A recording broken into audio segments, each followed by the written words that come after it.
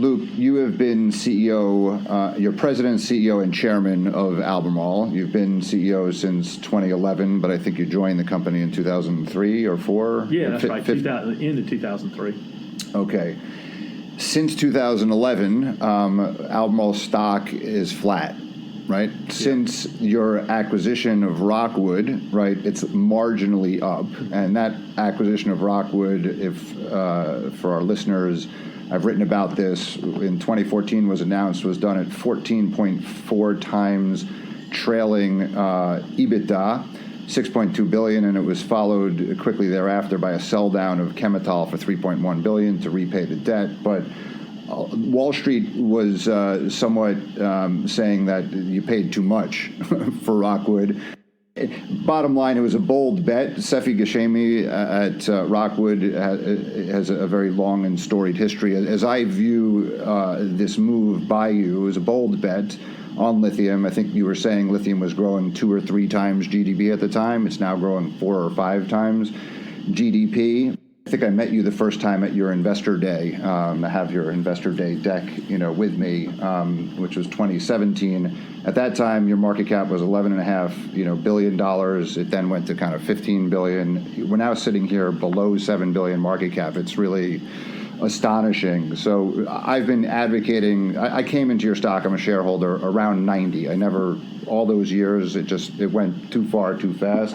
But I came in earlier this year when I wrote this note, Southern Accents and the Amazing Spider-Man. Loop Capital, who we're going to be having on the podcast as a compliment I spoke to the other day, I think he's a very good analyst. He's saying, like, today you're trading at 7 times EV to EBITDA across all your businesses, and to him, that type of multiple is for a commodity zero growth type of business. Whereas lithium has a 40% margin, as I said, is growing 4 to 5 times. Even your bromine business, 30% margin is nothing to sneeze at. So, I guess what has changed in the capital markets, in your time since the Rockwood acquisition over the years? There's been a lot of changes, but I would appreciate your thoughts. What's this disconnect, the cause of it? Yeah, I think that, first of all, we're in the very beginning of an industry in lithium, and it's all being driven by electric vehicles.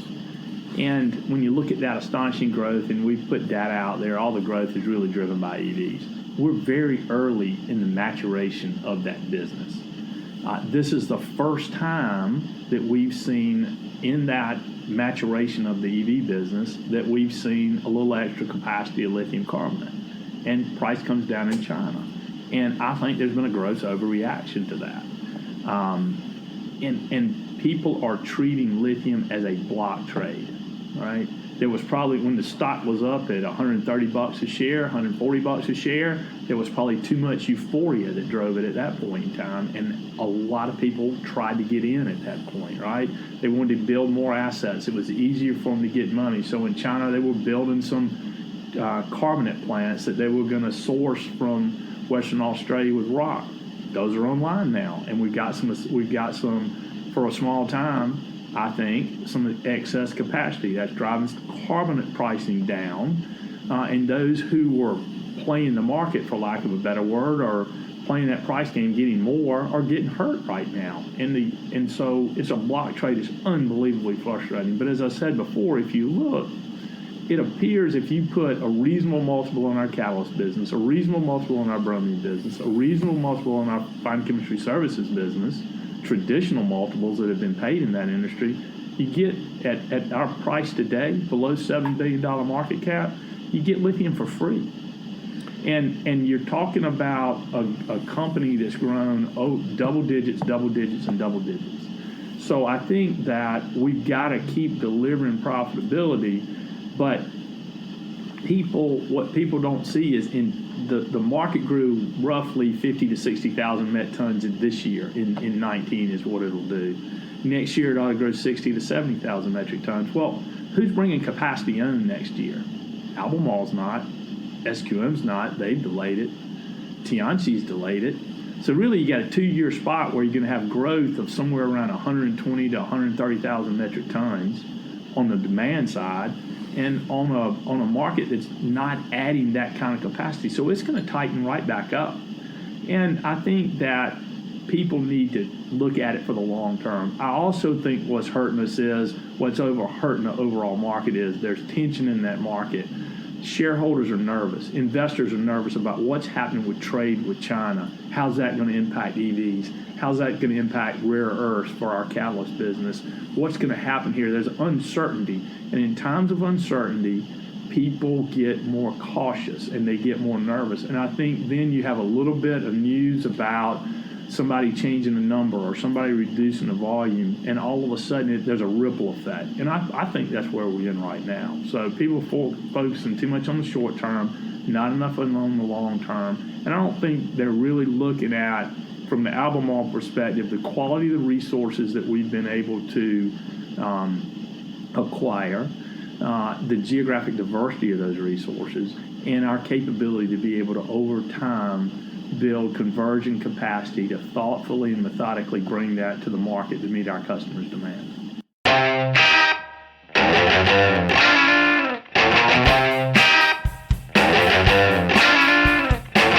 Welcome to Lithium-ion Rock, Season 1, Episode 15, Southern Accents, Part 1, Freebird Lithium at Albemarle Corp.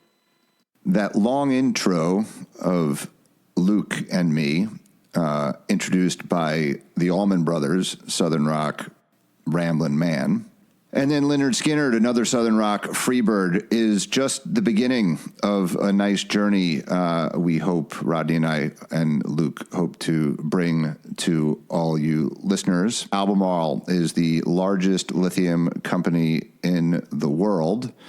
It is an S&P 500 company.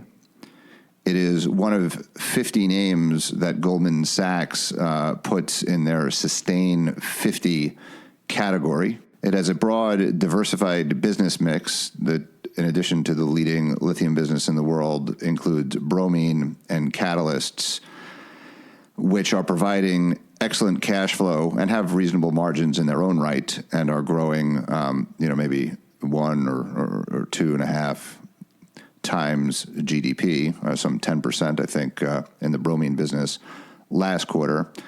Not as great as the 4 to 5 times GDP growth that lithium is growing, but to have a very stable mix of business enables Albemarle to have an investment-grade credit rating, which means that they could raise funding at some 5%, and they're going to be doing a bond deal later this year.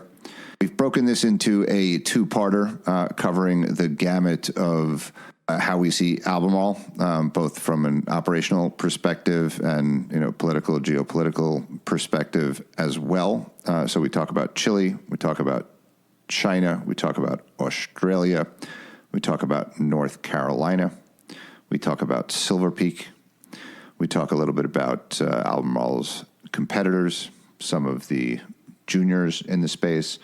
So with that, I am not from the South, but I am nevertheless a rambling man. So hope you enjoy some of the music throughout here. And we're going to give a nod to David Ryan, the VP of Investor Relations at Albemarle, who helped navigate getting this podcast in place. You'll notice in the cover art that Luke was very happy to hold up KISS. That's part of his name, and it is also Keep It Simple Stupid. So, KISS ALB. And a final shout out to Haley Quinn, who works with David and handles media communications, who turned me on to this great Charlotte, North Carolina band, the Avett Brothers, which we're going to play in part to broaden Lithium-ion Rock's listenership among the millennial Jane and George battery pack investors.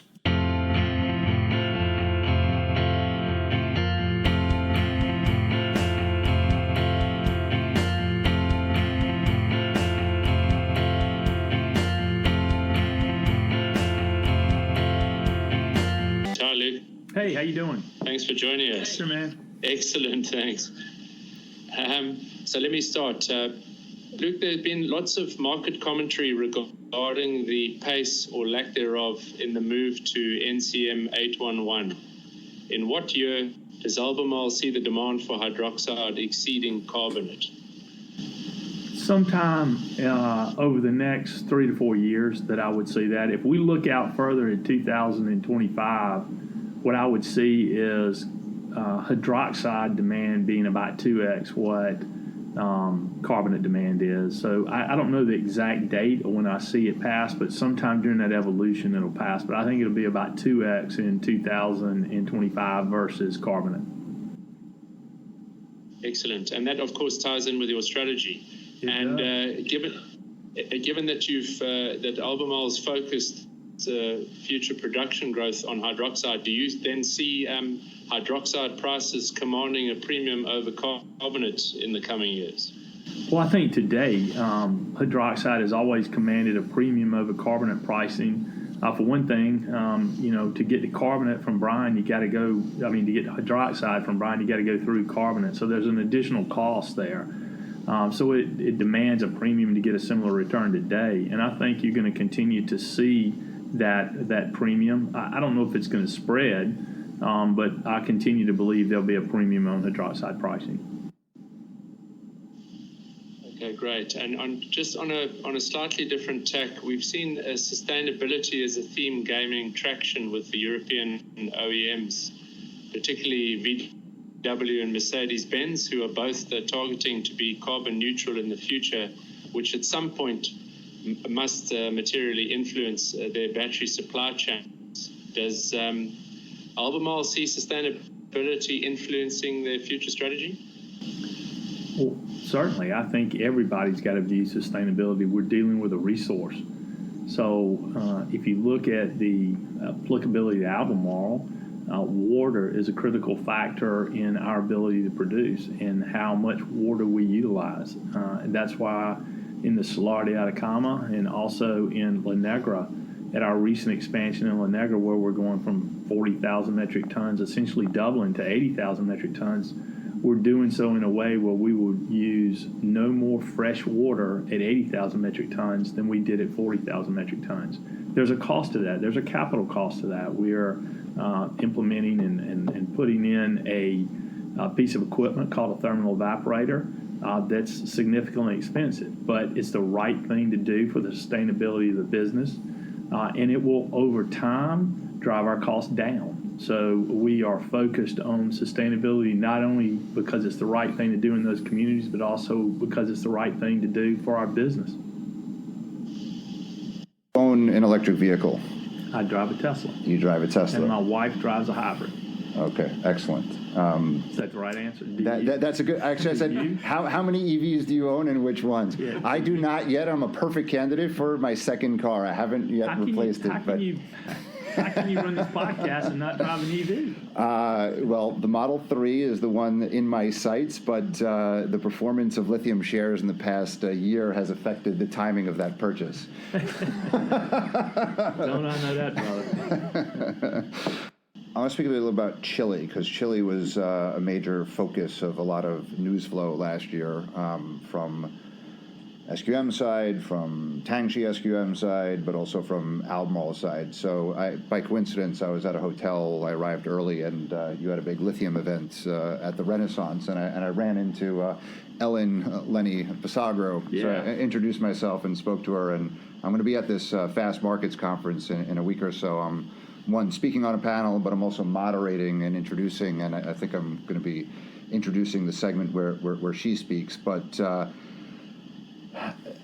an observation that I have was, I looked at her background. She was a diplomat promoting kind of U.S.-Chile free trade for the better part of her career. And there seemed to have been, there are tax issues, there's water issues, there's transfer pricing questions, there's there's a lot of noise. Can you just update us? I haven't heard a lot about it in the past kind of 6 or 9 months, and it seems to be resolved, but if you could share your thoughts on Chile. Yeah, well, the short answer is it's resolved. I mean, there was a contractual dispute on an interpretation between Corfo and Albemarle about the agreement and at what price we needed to offer lithium carbonate to potential battery producers who would locate into Chile.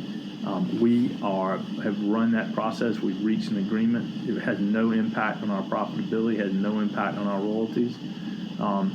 Corfo has the verifiability that they requested, that they needed.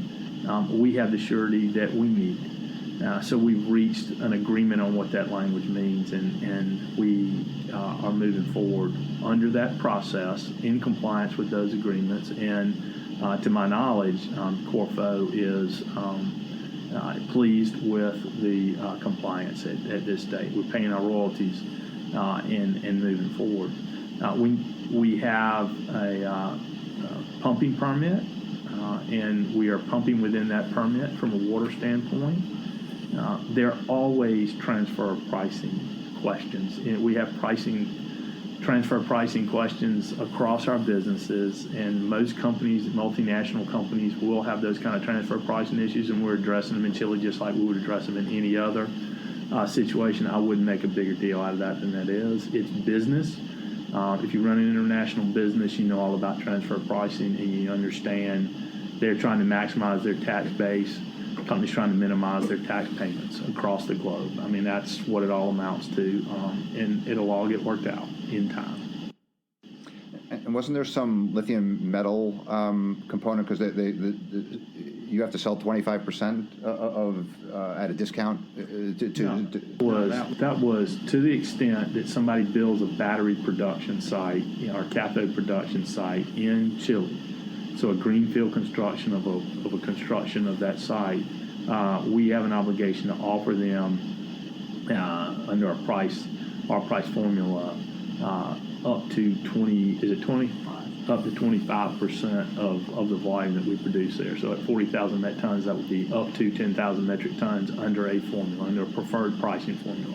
That's what the disagreement about is. What was that preferred pricing formula? We've reached agreement. And we're going through that process right now, and we don't expect any challenge. We don't expect any change to our long-range forecast. But those sales require that there's cathode production in the country, right? To someone to buy it from you, right? Yeah, somebody's got to build a cathode plant in Chile. Is that underway? Like, what's happened with those talks? I'm sure there are talks right now. There's no construction underway. Okay. Has there been a change in your perception in the past kind of 2 years since, like, Panera has been in power now for a year and a half versus Bachelet? No. I mean, I think that we've worked well with the government. They've been fair to us. We've tried to be fair. They've been very open and transparent. We tried to do the same. So I hadn't seen a huge change from our standpoint. Okay. And going to Argentina, as I guess you paid was it $18 million for Antofalla, which had some $60 million invested in it or something like that. What are your thoughts on Argentina? That's a greenfield. One, Argentina as a country from a sovereign risk perspective, from a Brian perspective, and then Antofalla versus potentially buying, buy versus build. Yeah, on that, what you need to do, obviously, anytime you make an investment, is you got to look at the risk-adjusted return. And look, there's a higher risk factor on building a greenfield site in Argentina than there is doing something with MRL in Western Australia, or than doing something at Kings Mountain, North Carolina. So we've got that asset. We plan to develop it over time, but it will go in line with the other assets we have. Taliesin build out, MRL build out that joint venture, Kings Mountain.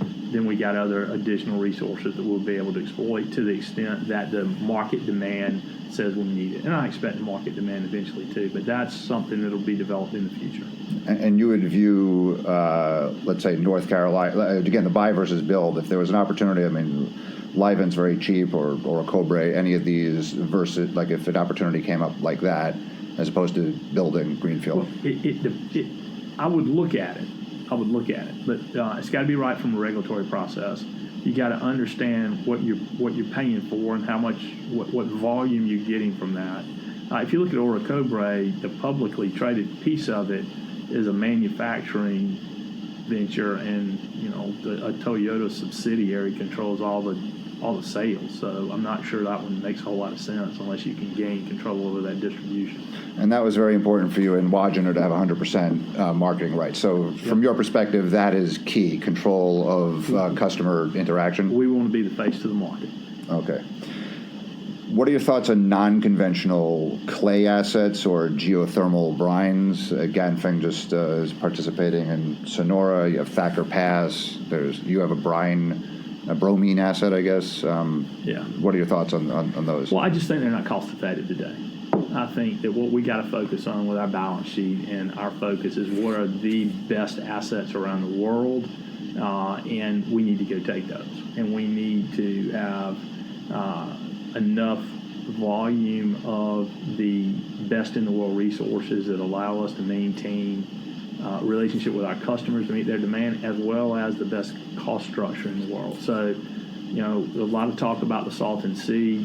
We've looked at that 10 different ways from Sunday about whether that geothermal works, what the cost structure is, and what they're doing. I know people are still looking at that.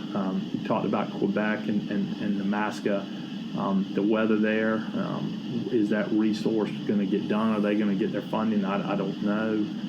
But those are good people that are working hard on bringing in an asset to production to meet a growing demand. I mean, they know what they're doing. It's just not, it's tougher. I mean, it's when nobody's built any of these assets for years and years and years, and now we're trying to rush to build them. And even guys like SQM and Albemarle, Tianqi, Ganfeng, we're all stumping our toes a little bit on the construction. If we're honest about it, we're not executing on that capital projects as well, as efficiently, as timely as we should be. And if you look at the announcements around the globe on the new resources, almost every one of them has been delayed.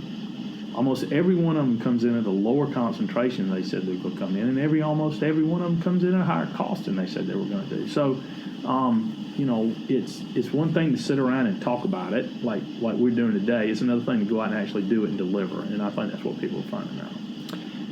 All I do is talk about it. Yeah, I know.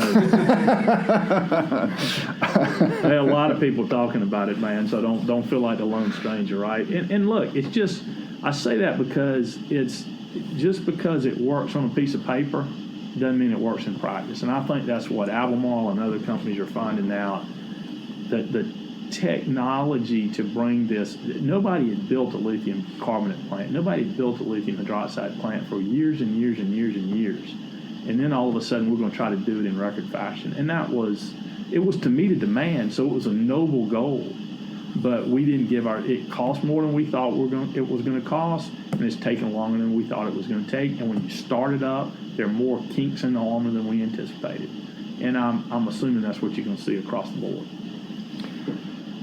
That's great. It's not great. It's bad. Well, no, it's a great answer. It's a great answer. I met Matt Juneau, I think last year, and I asked him this question, just going around the globe of all the projects, and he indicated, you know, because I had just come from the Pilbara, and it was very hot, and there were a lot of, you know, bugs flying in my face, and I just had like this great respect for the people who are working there, how difficult that is. And he said something to the effect that he would take that any day than the freezing cold, right? Just indicating that Quebec is harder, you know, than super hot. So I don't know what the rationale for that was, but if you have a view to elaborate on that, that would be great. Well, I mean, Matt Gina grew up in Louisiana, so he probably doesn't even own a down jacket or anything like that. He was cold. That's what Matt meant. No, I think that, look, it's hard to blow up frozen rock. It's hard to operate when things are freezing outside, when things freeze up. If you look at both of the projects that have been in Canada, they've incurred delays. Nemaska's got further than the other one. I can't remember what the name of it was, but North American Lithium. I don't think that's it. Guy came and taught me when I was in Baton Rouge one time. I just can't remember the name. It went bankrupt. RB Energy. Yeah, that one. So I mean, you know, they've had a hard time up there. Weather plays a part. Weather definitely plays a part. And look, FMC or LIvent does a great job, because if you think about where they are, they're operating at like 14,000 feet or something like that. I mean, those are tough conditions to operate in, and they do a dadgum good job producing quality product, having to bring in their water, having to go over the Andes to ship it. I mean, they have a tough job, and they really, I think, do a good job at what they're doing. That's a quality resource, and they found a way to make it work. So I'm not saying it can't happen. I'm saying it's just tougher. Tangxi, really aggressively sought to buy this stake in SQM, which I observe in the market that more capital needs to be invested in the space to meet this supply, right? And there's a shortage of capital outside of Albemarle and other investments. So here you have $4 billion, which is an enormous amount of money to borrow off of their revenue to buy a stake in. That's not going to result in any additional supply, and they're just going to get a piece of dividend. So, there's geopolitics at play, in my opinion. Here, Chile just joined the Belt and Road, last November. I'm just curious what you think of what's happening in the world. U.S., China, lithium within the EV thematic is a China 2025 thing. This seems to me a security of supply at very high levels between China and Chile. Kind of making an arrangement to make sure that that deal happened. What do you think? Yeah, I think that I think China wants to ensure that they have the resources necessary to become a world leader in electrification of vehicles, all vehicles, not just cars, buses. Scooters, you name it. That's what they want to do. And so if you look today, I talked about it, but there's a 13% non-recoverable VAT for lithium hydroxide and lithium carbonate produced in China, shipped outside of the country. Why is that? Well, it incents you to sell it to battery producers inside China. It incents battery production inside China to service their model. If you look at Tianqi, I mean, you talk about $4 billion for SQM, but if you go back and look, when they were a converter and they leveraged up to take out Talison, I mean, that was just as much. That was just as big a kind of leverage jump that they did. And they're our partner, and they're good stewards of the lithium. We have a great relationship with them, and we also compete vigorously with them. They know what they're doing. So I think that there's steps that are being taken thoughtfully by the Chinese government and the companies to ensure that they can access all the raw materials that are necessary for them to be a leader in electrification of vehicles.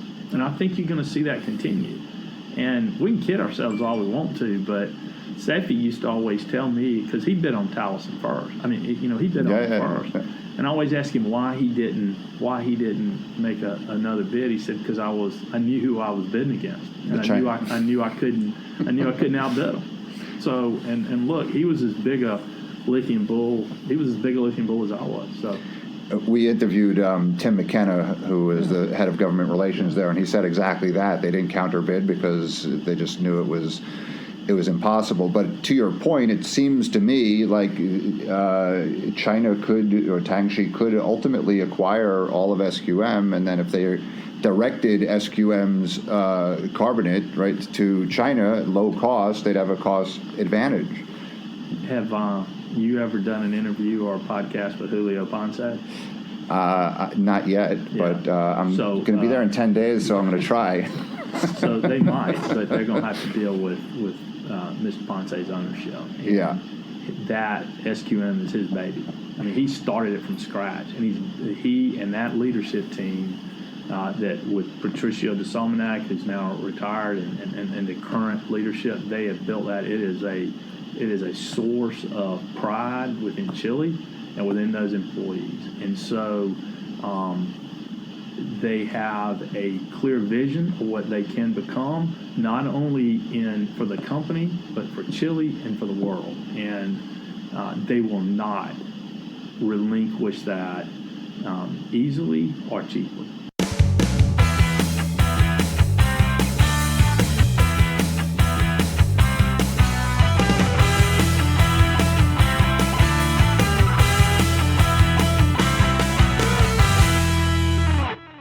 Welcome to Lithium-ion Rock, Season 1, Episode 15, Southern Accents, Part 2. KISSam Luke, Lithium Blue Sky. we look at Albemarle's current enterprise value and strip out the bromine and catalyst divisions on reasonable multiples, it looks as if you're trading at close or at replacement value for the lithium assets. So to me, that seems very reasonable. What catalyst should investors be focusing on? Well, if I look at it, if you put a reasonable multiple on the bromine, the catalyst, and our fine chemistry services business at our prices today, you're essentially getting lithium for free. So I think we're an undervalued stock. I had one investor tell me, Luke, the problem is you articulated a business strategy. We like your business strategy. You're executing it against that business strategy, and the street's not giving you any credit for it.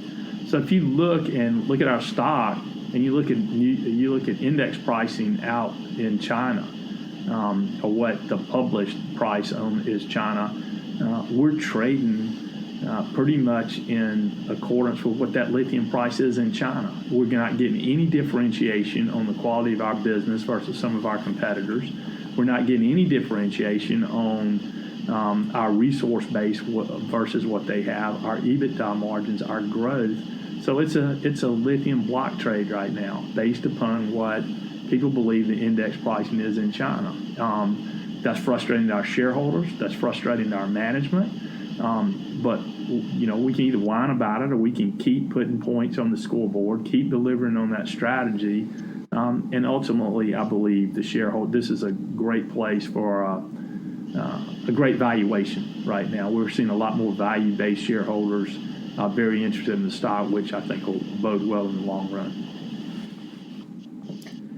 Yeah, we agree in the sense that you've had consecutive quarterly growth, and as you say, it seems as if they're referring to a volatile China spot price as the sort of reference point. Yeah, I mean, if I look at our EBITDA growth, if I look at our PEG ratio, if I look at our revenue growth, if I look at the top line growth, if I look at our margins, it doesn't correlate to the stock price. What is the closest correlation I've looked at is what that index pricing is in China, and that's really across the lithium space for all publicly traded lithium companies. And look, not all of us are created equal. I see you as vulnerable for a opportunistic takeover at this valuation for all the reasons that you said. Are you, to the extent that you could disclose, are there like big mining, big oil, big chemical? You're seeing West Farmers kind of come in. It seems this is the most interesting, fastest growing segment of the chemicals business. What are your thoughts on the possibility of a takeover, and where might that come from? Well, we run a publicly traded company, and my email's online. So if anybody wants to call me, they know how to get there. And our board we're Virginia corporation, so under Virginia law, we'll assess anything that comes in appropriately. And if we think it creates more value for our shareholders than we can create on our own path, we'll certainly engage. If not, we'll continue on our path. So we can't worry about that. My job is, ultimately, you got to assume somebody's going to come at some point in time in the future. It happens to all of us. So if that's going to happen, our job is to make sure they pay the absolute highest premium so our shareholders can make the most money out of the whole thing, and that's what our goal is. Have you, stock's undervalued. It's not crazy for executives and insiders to be buying the stock. I haven't checked the insider buying and selling recently, but is that something that has happened or might happen or contemplating? Yeah, I think so. I think what you also got to look at is how much shares these people own already of the inside management, and how much of their net worth is tied up in Albemarle stock today. So I think that's one piece of it, but it's only one piece. What's their overall holdings in Albemarle today? What's the value of that holdings? And what is that compared to their overall net worth? I feel good about where we are. We share with our board the holding requirements of our named executive officers on twice a year. And we share with them what the update is on that, of where people are. And everybody who's on that leadership team is in compliance with their ownership guidelines today. Okay. I'm a big believer of, again, going back to our keep it simple, stupid, just the market signaling effect of insider buying, I think, is generally powerful. You spent 1.15 on 50% of Wodgina, and it'll take about another 850 in capex, about $40,000 a ton. So what long-term price is needed to secure you an IRR of 2 times your cost of capital? Yeah, what we did was we based it on our existing contracts. So we took the existing contract price that we have through 2025, where we have existing contracts for how long out those hydroxide contracts are. We plugged in that volume and those prices that we have today secured, and then we made some base assumptions, but it's not dramatically different than what we have under our contracts today. We're in the ballpark of where we have today. Thanks very much, Luke. And if we look at the sort of spider web of factors that Albemarle uses to select an acquisition target, can you just pick out the 2 most important factors that you look at? Well, if you're talking about a resource, the number one is the quality of the resource. If you're talking about an existing operation, the number one is the quality of the people. And then what's the cost? How much capital are we going to have to implement? And what's that return on invested capital, and what's the accretion dilution over a period within a reasonable period of time? You talked a little bit about your assets, but I think it is very important. The foresight of buying Rockwood, Greenbushes is the best hard rock asset on the planet, and the Atacama are the best, brines. That's just a fact, and I don't think investors, still fully appreciate that. But as the market has grown so much, and you've had to diversify, you have pivoted a bit from the expansion out of Atacama and with mineral resources in Wodgina, focused on hydroxide, and you've said that is a hydroxide versus carbonate thing. It's not a Chile versus Australia thing. Your strategy, you've made a big investment. It was a competitive process with mineral resources. Ganfeng is not a company that you mentioned. They are one company that should be bringing some tons online from their carbonate and hydroxide expansions, but their strategy has been fairly different than yours in terms of partnering for offtake, and they have a lot of partners. They invest a little bit of capital. Some of that, I believe, is cost of capital constrained. I mean, in China, they just don't have as big balance sheet. I mean, you have your bromine and catalyst business, et cetera. But what do you think of? They've announced they want to be number one. You're number one. They're number 4, right? What do you think of their strategy? And might you pursue similar, partnering strategies with smaller companies? So first of all, I think they're clearly going to grow. They're clearly going to grow, and they've made a decision that what they're going to do is they're going to grow by taking offtake agreements from different mines and being able to put their capital in the conversion assets. At points in time, that will increase their operating costs. So they're making a trade-off between an operating cost versus a capital cost early, and that's the right model for them. The right model for us and our balance sheet, as we thought, is to own the resource, because I think that gives you an advantage. It gives you more control. It does give you less flexibility, though. So for a fact, it does. But we believe that's the best approach for us today. Look, I don't care whether or not we're the biggest lithium company in the world. It is irrelevant to me whether we're the biggest lithium company. I want to be the most profitable lithium company in the world. And there's the difference. We're not going to chase volume. We will not do it. We're going to meet the market demands, but we are not going to chase volume. It doesn't do us any good, none at all. It hurts our shareholders for us to do that. So we're going to take a focused approach. We're going to take a methodical approach that is going to hopefully drive value for the short term, but for the short, medium, and long term. There are always trade-offs that you have to make, but I'm not concerned whether they're the largest lithium company in the world, as long as our profitability is where it ought to be versus our peers. Do you see opportunities in some of the depressed, advanced stage, kind of pre-development companies to, as they have, partner with them in some way or acquire them? Yeah, I think that the place that I'm particularly interested in is conversion assets that would take the spodumene rock and convert them to either lithium carbonate or lithium hydroxide. That becomes a buy versus build scenario. We did that previously in China with our assets in Xinyu and Chengdu that we recently brought online an expansion, obviously, at Xinyu. But that's what we did. We bought tollers because it was quicker, more cost-effective, and more efficient for us to buy rather than build a greenfield site from scratch. We look at the same thing now, both in connection with Wodgina as well as compared to what we might do additionally at Kemerton. But the only conversion assets today are in China, so the only opportunity would be to buy another one in China? That's correct. And what do you think about, like, Nemaska or Quebec, for example, and there's North American Lithium, which has a half-built, carbonate plant. But if I think about Quebec as a geography or North Carolina as a geography, and also Europe as a geography, converters need to be built in those locations, in my opinion, if you're going to have, this sustainable supply chain that Volkswagen's talking about with, supply close to cathode and battery, manufacturing.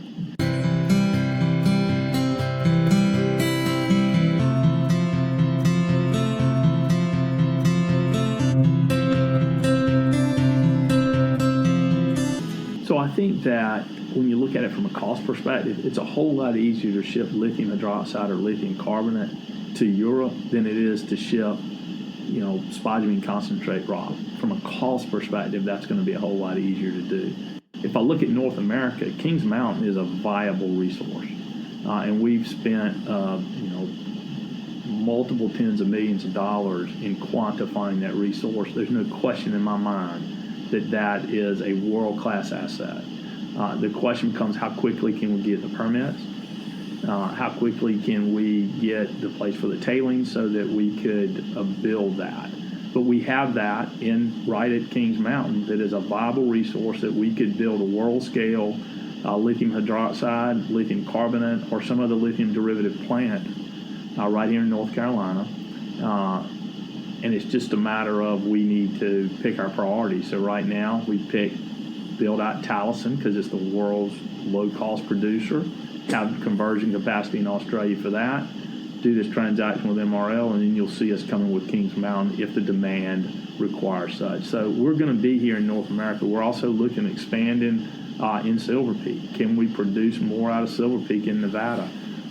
Which would be great. So I think we can have world scale plants here, but it's going to take somebody like Albemarle who has the balance sheet, the technology, and the financial wherewithal to go through that period of time and go through that system.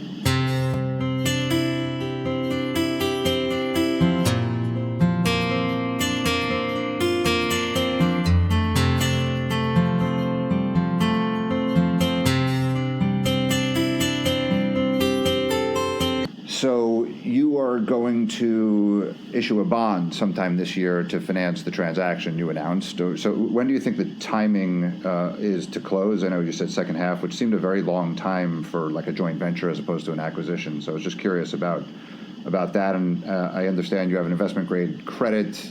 Interest rates have gone down surprisingly in the past few months. So any thought? I know Mineral Resources just did a bond deal. It was like 8.25%, but I think you're probably looking at something south of 5%. So any thoughts on, I guess, just timing of close?